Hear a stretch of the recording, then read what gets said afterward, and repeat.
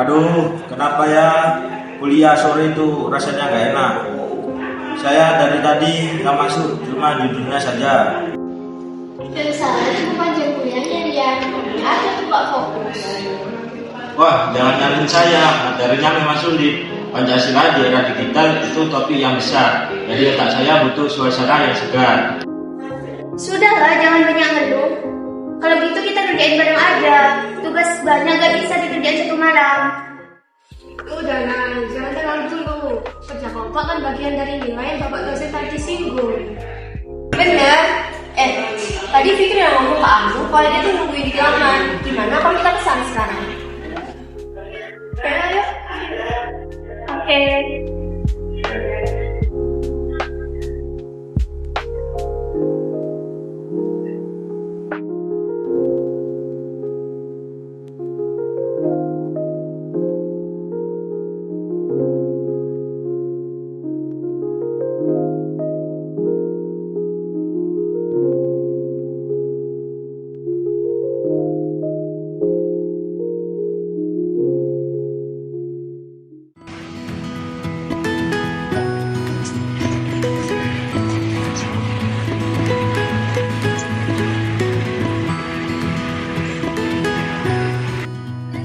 Tugas essay tentang Pancasila di era digital ini susah banget, sumpah deh. Teorinya gampang, tapi prakteknya yang susah. Ngapain repot, kopas aja dari internet. Semua orang juga gitu kok. Nah, itu tuh contoh tantangan ideologi. Disuruh jujur kok malah cari jalan pintas. Nah, Pancasila sendiri aja kan ngajarin kita untuk sabar dan juga kerja bareng. Sepertinya kita belum sampai di level itu dong. Setuju. Jadi gini, gimana kalau kita ngambil tugas essay itu dari contoh kehidupan sehari-hari, kayak pertemanan kita ini, biar lebih hidup. Kalau aku sih setuju sih sama saran kamu. Ya udah, gimana kalau kita pulang dulu sekarang? Ntar sore kita kumpul lagi ngerjain bareng. Boleh tuh? Boleh, ayo pulang. Ya udah ya. Ayo. Ayo, gas.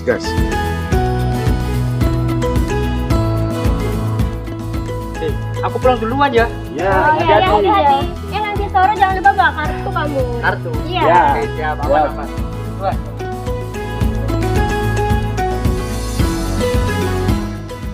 Tapi jujur, Pancasila itu kadang cuma ideologi.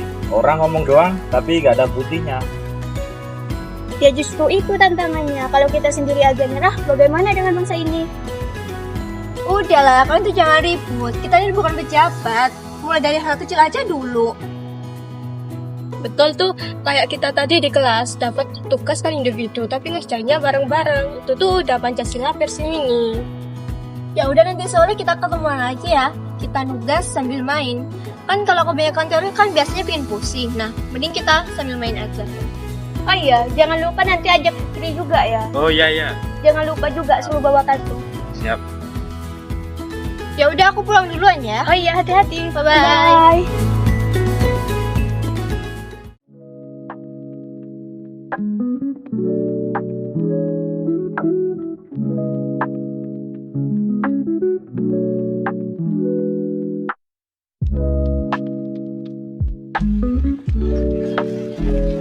Hahaha, lihat nih. Ada trending, orang ribut soal politik, komennya udah kayak perang dunia ketiga. Ribut apaan sih? Beda pilihan lagi ya? Iya, padahal kan katanya kita punya dasar negara Pancasila. Gitu, tapi kok gampang banget pecah cuma gara-gara beda pandangan. Nah, itu Yan tantangannya Yan. Kita kan ada Pancasila. Nah, Pancasila itu kan sebagai fondasi. Tapi entah kenapa orang-orang itu malah mendepankan emosinya daripada hal-hal yang disepakati gitu. Hafal 5 sila dari SD, tapi prakteknya kadang hilang di jalan. Jadi cuman kayak teori doang. Masalahnya bukan di Pancasilanya, tapi di kitanya. Kalau dasar udah ada, tapi masyarakat tetap ogah jalanin, ya udah tetap aja berantakan. Iya, juga ya. Masuk.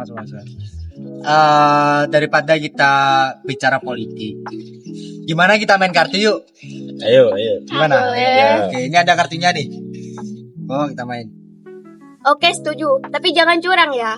Ntar yang kalah traktir bakso. Gimana? Aku sih setuju aja sih. Ya, setuju juga. Saya juga setuju. Wah, ide bagus nih. Yuk, kita biar gak curang ini. Kita makan bakso nanti yang kalah. Oke, tak bagi ya sekarang ya. Iya.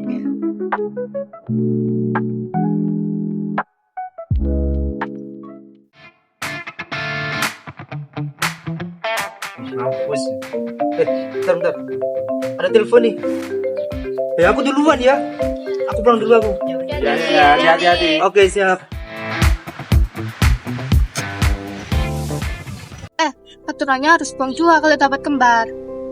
Dari kapan aturannya kayak gitu? Dari dulu aturannya itu mainnya buangnya satu-satu. Jangan bikin aturan sendiri kamu. Loh, aku tadi juga buang 2 pas kembar. Nggak ada yang protes tuh. Siap, saya salah. Kalau gitu kita bikin aturan sendiri.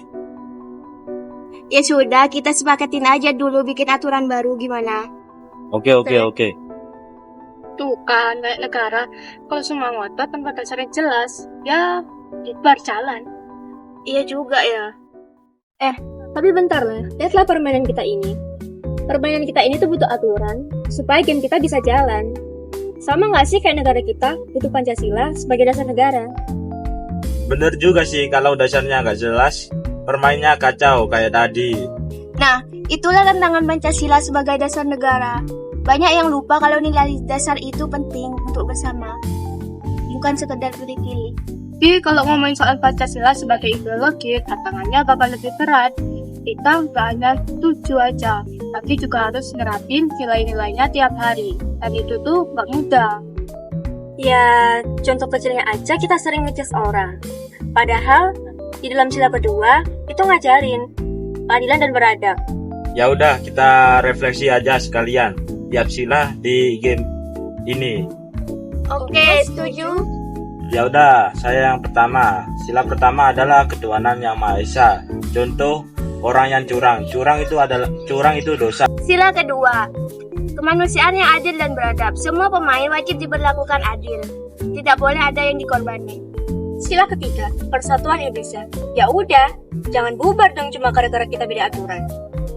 Sila keempat, kerakyatan yang dipimpin oleh hikmat kebijaksanaan dalam permusyawaratan perwakilan. Ya udah kita musyawarah aja bikin aturan baru yang semuanya setuju. Sila kelima, keadilan sosial bagi seluruh rakyat Indonesia.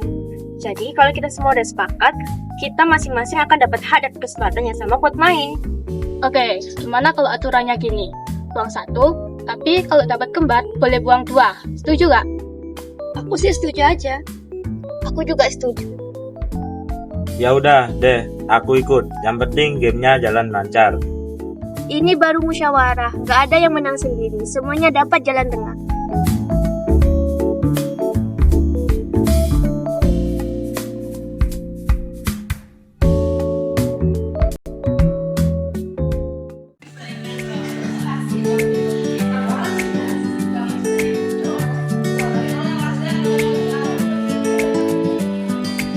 Aduh, habis ini ada kelas Pancasila.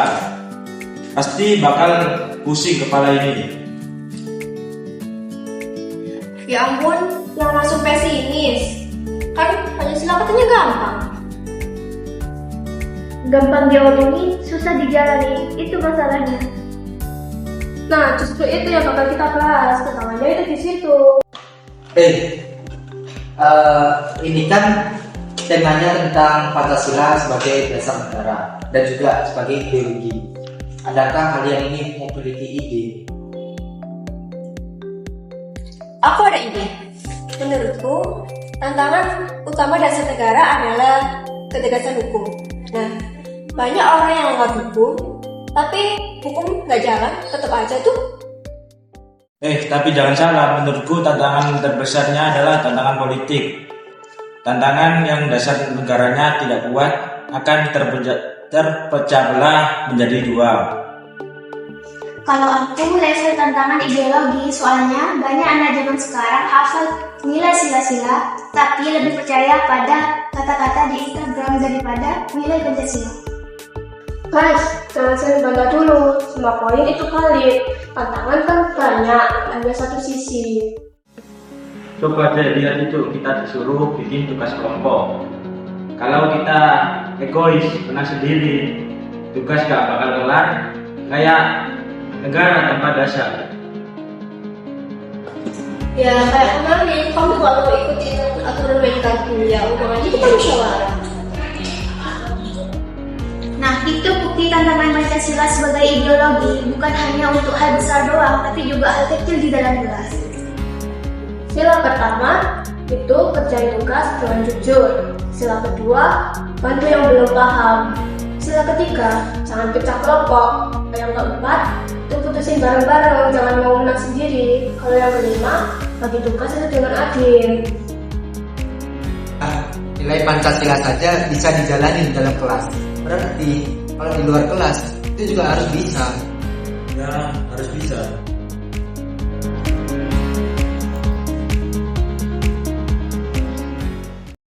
Kita sering menganggap Pancasila itu sederhana. Hanya sekedar 5 sila yang wajib dihafal sejak dini. Tapi hari ini, aku sadar bahwa Pancasila bukan cuma hafalan. Ia hidup di tengah perdebatan kecil kita, di dalam tawa, bahkan di dalam perbedaan pendapat yang sempat memanas. Sebagai dasar negara, Pancasila adalah fondasi hukum dan arah bangsa. Tantangannya jelas. Hukum sering tidak adil. Aturan kadang diabaikan. Kepentingan pribadi lebih menonjol daripada kepentingan bersama. Itulah ujian besar kita. Mampukah kita menegakkan Pancasila dengan konsisten, tanpa memandang siapa yang diuntungkan atau dirugikan? Sebagai ideologi, Pancasila adalah pedoman hidup. Tapi, di zaman ini, banyak anak muda lebih percaya pada kata-kata singkat di media sosial ketimbang nilai luhur bangsanya sendiri. Tantangannya bukan musuh dari luar, tapi sikap kita yang sering mengabaikan esensinya. Dari ruang kelas sederhana ini, aku belajar sesuatu. Ternyata, Pancasila bisa kita jalankan tanpa harus menunggu panggung besar. Sila pertama, hadir saat kita jujur mengerjakan tugas. Sila kedua, terlihat ketika kita saling membantu teman yang kesulitan. Sila ketiga, terasa saat kita tetap utuh meski berbeda pendapat.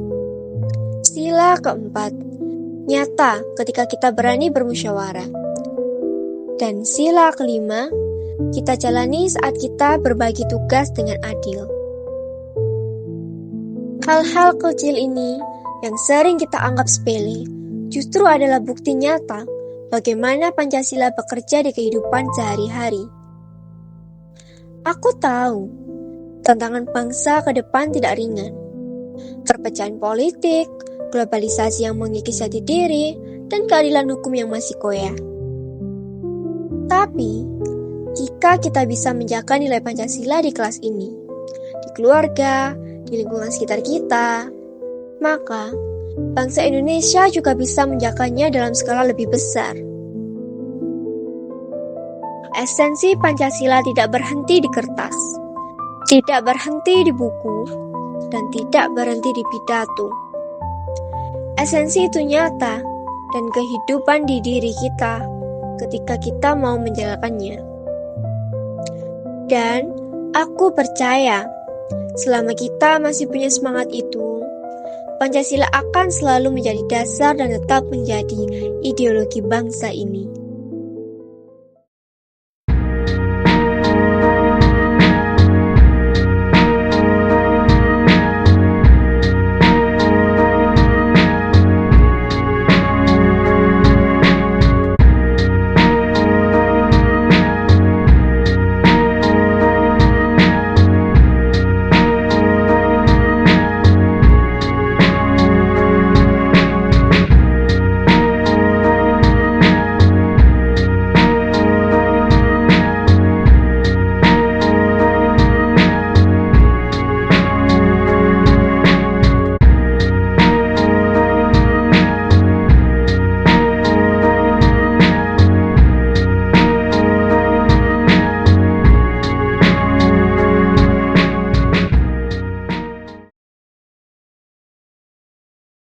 Thank you.